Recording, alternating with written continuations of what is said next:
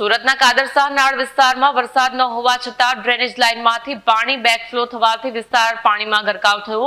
આ પરિસ્થિતિ ત્યારે વધુ ગંભીર બની જ્યારે પાણી નિકાલ માટે મૂકેલા 4માંથી 2 મશીન બંધ કરવામાં આવતા પાણી ભરાયું હતું। કાદરશાહ નાળ વિસ્તારમાં વરસાદ ન હોવા છતાં ડ્રેનેજ લાઇનમાંથી પાણી બેકફ્લો થવાથી વિસ્તાર પાણી ભરાયો છે। આ પરિસ્થિતિ ત્યારે વધુ ગંભીર બની જ્યારે પાણી નિકાલ માટે મૂકેલા 4માંથી 2 મશીન બંધ કરવામાં આવતા પાણી ભરાયા છે। સ્થાનિક રહીશોએ જણાવ્યું કે ડ્રેનેજ લાઇનમાં પાણીનું પ્રમાણ વધુ હોવાથી બેકફ્લો થયો હતો, જેથી નીચાણવાળા વિસ્તારમાં પાણી ભરાઈ ગયું હતું।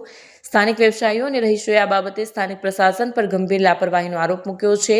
તેમણે જણાવ્યું કે નિયમિત જાળવણી અને મોનિટરિંગનો અભાવ હોવાથી આવી સમસ્યા સર્જાય છે।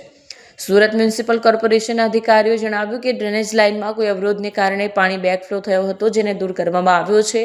મશીન બંધ થવા માટે તકનીકી ખામી જવાબદાર હોવાનું જણાવતા તેમણે કહ્યું કે તમામ મશીન હવે ચાલુ કરવામાં આવ્યા છે અને વિસ્તારમાંથી પાણીનો નિકાલ કરવામાં આવી રહ્યો છે। કેમેરામેન હકીમ શેખ સાથે વસીમ હાસમીનો રિપોર્ટ, આઝાદ ન્યૂઝ, સુરત।